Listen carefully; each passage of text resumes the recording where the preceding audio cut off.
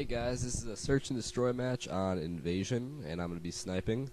Back in COD 4 days, I promised that I would do a sniper guide for search, and I was going to do it in like a series of videos where I play search and give you guys some tips and stuff like that. I never did it because I was kind of lazy, but I'm going to try and do it to the best of my ability now, so we'll see how this happens. And I have that guest commentator with me again, and his name is Fuego, in case you didn't see the other video. Say hello. Hey guys, I do alright in this game. I'm not going to be talking a whole lot, but I'll chime in here or there. He's going to tell you guys a couple things that he does.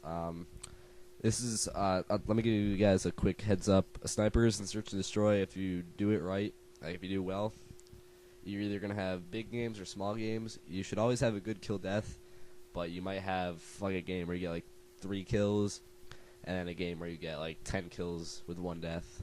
And you'll have 1 death in each game, but you'll only have a certain amount of kills. And this is one of those small matches.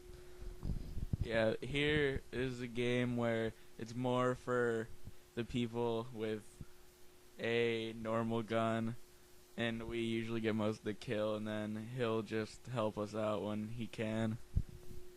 Yeah, alright, so what you see right here is we did a rush down right side, a kind of a slow rush, because we're on defense. I'm watching like down to where that tank would be, seeing if there's any snipers or like long range assault rifle type guys. And Il Fuego is gonna look down that left alley, like right there where we're looking at right now.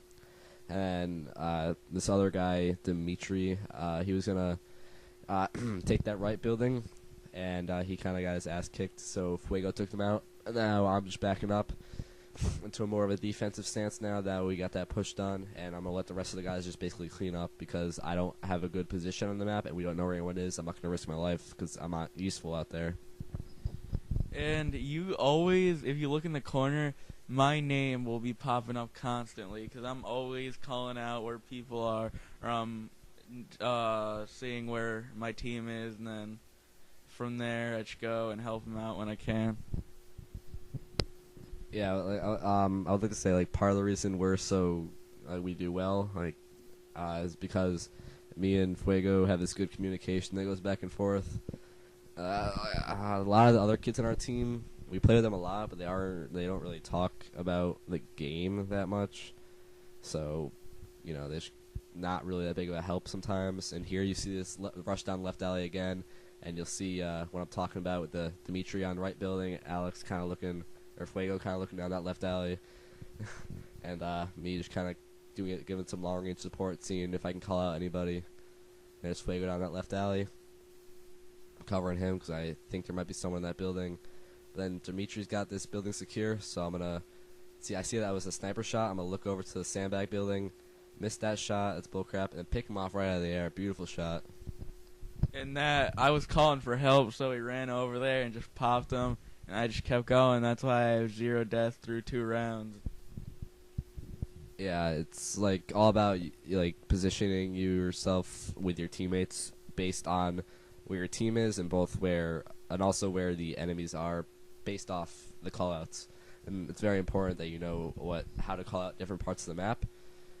Like we actually don't have a lot for Invasion, do we? We have like sandbag building and A building and like castle, but still just having callouts for the map helps a lot. And here we see this left rush again. I'm gonna let Alex talk. For our callouts on most maps, we really don't have much. We kind of improvise as we go. Like in this map, we have sandbag, right building, balcony building, and then the hookah shop where there's a bunch of bong-like things in the bottom floor. And now you can't, but my name is always popping up in that corner, unlike most of our other teammates. There you see a fail rush on the left, or that's right side. I've been saying left side, but that is in fact the right side. There was a fail rush big time because it was a fail rush on all 3 parts because Dimitri went down A alley. I rushed in there like an asshole for some. I don't know why.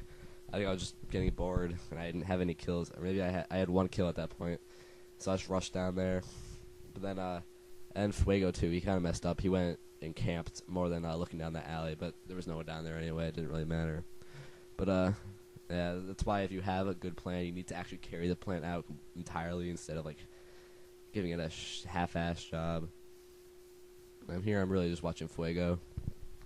And I think you don't need plans. I think you need to work off of what your teammates are calling out. Like if he yells right alley, you want to position yourself somewhere where you can take him out when he comes out of the alley. Yeah, when I say plan, I don't mean like you have like a fucking like waypoint line on the ground like in a sandbox game and you have to follow that waypoint. I mean like you have a basic structure and you have to trust people to have their own skill and brains to improvise on the go. And a really good player once told me like on Game Fact, like no, like legit, don't laugh. He gave me some advice like you can't have a really structured out plan. This is back in like COD 4 when I was first getting started out making my own like teams. I'll talk about tactics on this side in a second. It's a real shitty sniper right here. I'm sorry, but pick him up eventually. But he said, you gotta have a basic idea, but you can't like they're humans, so you gotta allow them to improvise a bit. So, I mean, tactics on this. Hold your ass. We got a little bit longer this match. Tactics on this side. Sniper, I usually like to go onto the sandbag building and hop up on the sandbag's right side. Get as good a view down the middle as I can to see if I can see any noob tubers or... I'll watch this bullshit in a second. Watch this spaz bullshit in a second. But see any noob tubers or spawn snipers on the other team. I'm usually really good at picking off spawn snipers. Bullshit right there. Fuck that. Here you go. And like what we were talking about before, don't do the same thing multiple times. They're gonna learn how you play, and they're just gonna run around behind you. I play games where this one guy will go on a canyon in Afghan every time, and I'll just rush him, get behind him, teabag him, send him a message telling him I'm behind him, and then he'll look back and I'll kill him. Don't be that kid. Yeah, some more black screen for you guys, but I'm pretty much done here. If you like this, please tell me. I'll put more out. I'm actually going to put more out anyway, but tell me and I'll be more inclined